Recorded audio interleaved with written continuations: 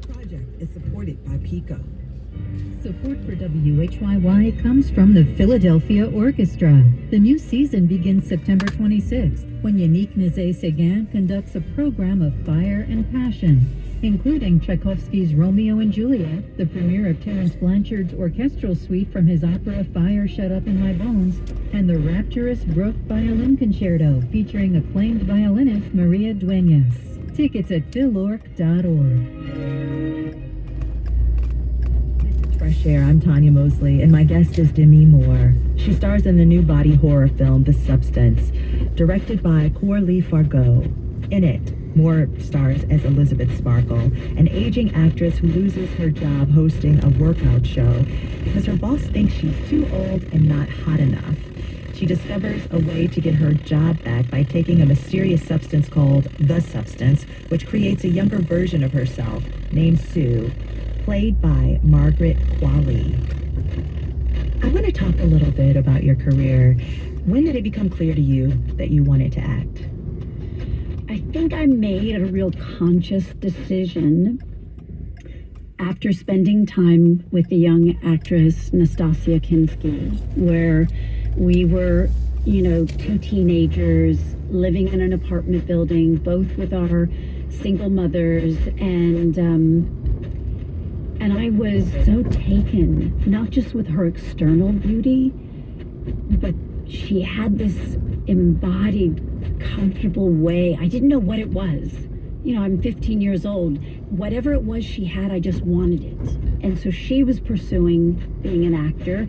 And because she's German and she spoke English quite beautifully, but she didn't feel confident in reading it, so she asked me to sit and read scripts aloud to her.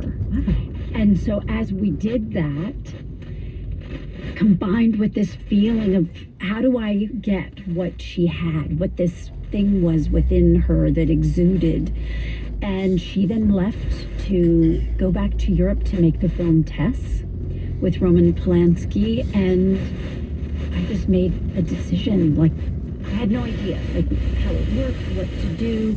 Could I even do it? I had never acted. It's not like I acted in school. And so I just set out to figure it out. You played around with music for a little bit, also modeling. Modeling definitely, because I figured out very early on that I was starting to pursue acting, but I wasn't 18, but I wasn't a child actor. And so I figured out, they would rather hire somebody who is of legal age to play 14, 13. And so, because I moved out on my own at 16, I just quickly assessed that I could possibly make a living modeling, but I lied about my age, so there was no conflict. You lied to be older. Yes, just so that there would be no question about whether I was legal to work. Right. Well, it worked out for you, right? Yeah. But wow, what fortitude you had at a young age to make those decisions. Which I can say, I can look at today and look at certain things that happened earlier in my life and see how all of those things, and not all things that were of nurturing or guidance and encouragement, but the things that were my challenges, the things that were painful, that were happening for me, that allowed me to have the determination, the fortitude, the courage to take the kind of risk that it took to step into a world I had not a clue of. And while I may have attended the school Fake It Till You Make It, the university of, I don't think I could have even done any of that without the challenges that I had as a kid. Well, one of the big challenges was the relationship with your mother. And you write about this in the book, but something pretty terrible happened to you that shaped you significantly when you were 15. Mm-hmm. Are you okay with talking about it? Sure. Yeah.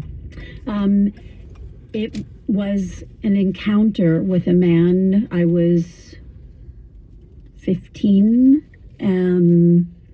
that was in his 50s, that for the majority of my adult life, I would say up until 15, maybe a little bit more years ago, I always blamed myself for that. I had put myself in that position, and this man tracked me and essentially raped me, and left me with this horrific question when I started to resist even being around him because he had befriended my mother.